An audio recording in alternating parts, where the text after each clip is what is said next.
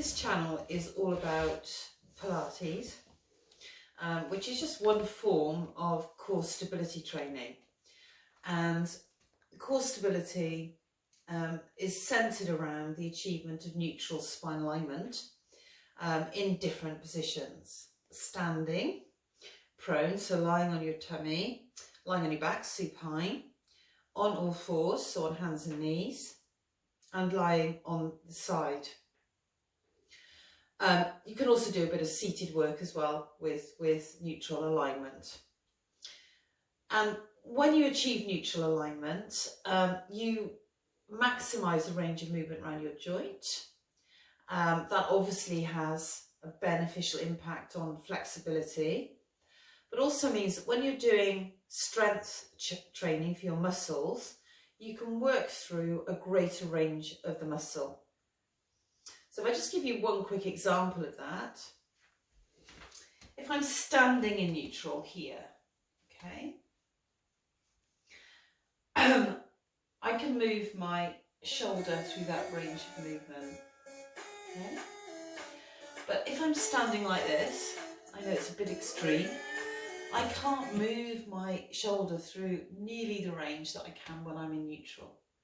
So effective strength training comes from an ability to achieve neutral in whatever plane you're working in. Today, I thought I'd look at training the glutes, because the glutes are a really easy one for us to do, in so much as there's not really any opposing muscle group. We don't need to worry about training hip flexors equally as training the glutes. The hip flexors are used every time you move, obviously. So it's a bit like biceps, triceps. I don't really need to worry with balancing up the muscle group. So we're going to focus on glutes, and we're going to start today by training the glutes when we have neutral alignment on all fours. So I'll just go through that with you quickly, and then we'll get to it. So I'm going to go onto your hands and knees, elbows slightly bent. When you've got weight, when you're weight bearing, weight on the joint, never fully extend it like that. Always bend it slightly, so you're taking your weight through your muscles and not through an extended joint. Knees underneath the hips. To get into neutral, we're going to arch up towards the ceiling. Okay, so that's what we call posterior pelvic tilt. And now we're going to switch to anterior pelvic tilt by dipping the back out as much as we can. So neither of these, called extremes of pelvic tilt, are neutral. Neutral is somewhere in between, maybe not quite. It's about there. So you want to have just a teeny dent in the lower back, and that is neutral. Don't worry if you're not quite spot on with that. That's roughly the position you need to be in. Okay, so let's start with some glute exercises then. Here we go. Coming down onto the elbows. Bringing the right knee in towards the midline, but not into the midline. A little bit in from the right hip, and then extend the left leg. Okay, and then we're going to lift the leg up here, roughly to about level. Okay, so it's parallel with the floor or the ceiling. Okay, so we're going to come up and then down. So notice that we're quite slow on these. Slower is much harder. Try and relax the foot too. So you're not using other muscles to support the leg. And try and keep parallel to the floor. The hips, try not to roll the hips.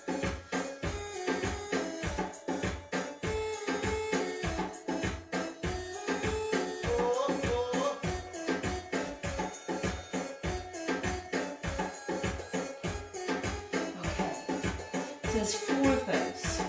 Now what we're going to do is we're going to rotate out from the hip. So the knee turns outwards and back round. And again, turning out and round. Turning out and round, and turning out and round. Okay, so again, keeping the leg parallel to the floor of the ceiling. Keep dropping the shoulders away from the ears, hold it there, extend the knee, you haven't got any weight on it. Then what we're going to do is we're going to bend from the knee. Bring your hamstrings in here too, you can never do too much on the hamstrings.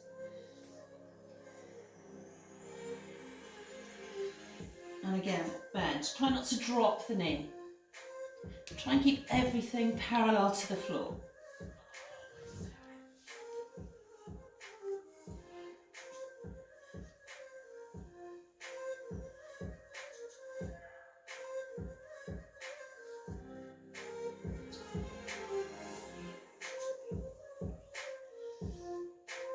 So this is the fourth one here, so we're doing 4 of each.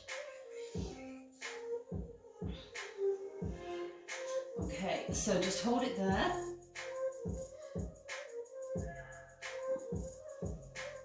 Now what we're going to do are leg circles. So lift up, imagine you're drawing a circle on the wall behind the foot, with the foot, and then come towards me first.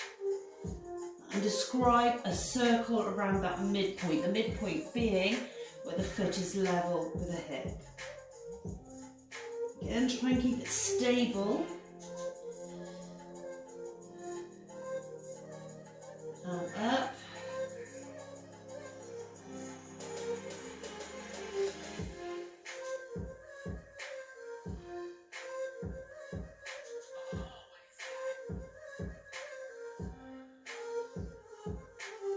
So that's 4, we're back to the top of the circle, come back to parallel, bend the knee again, and push up, up, up, up, up, up, up, up, up, up, up, up, up, up, up, up. Okay, and come back down. Bring the knees together. Whew, just rest there. Gosh, that does make you quite hot.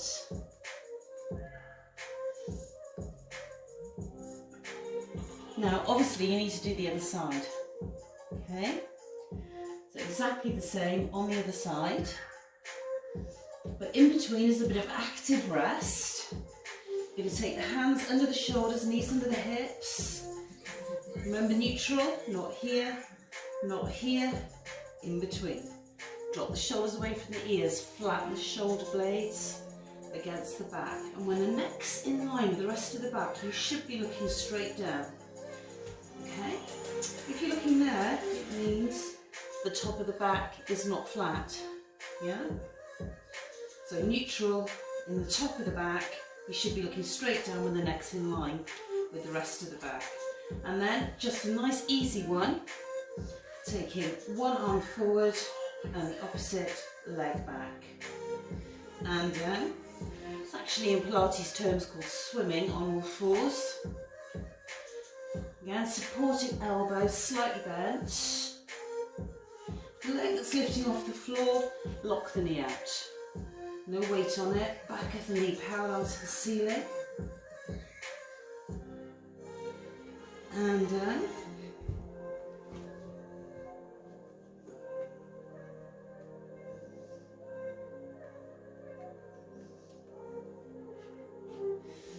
There we go. Okay. So now all you have to do is the other side. Exactly the same routine.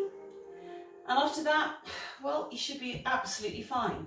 If you want to do a glute stretch, then no problem, you can. But I think you probably should be all right without stretching the glutes after that. Give it a go.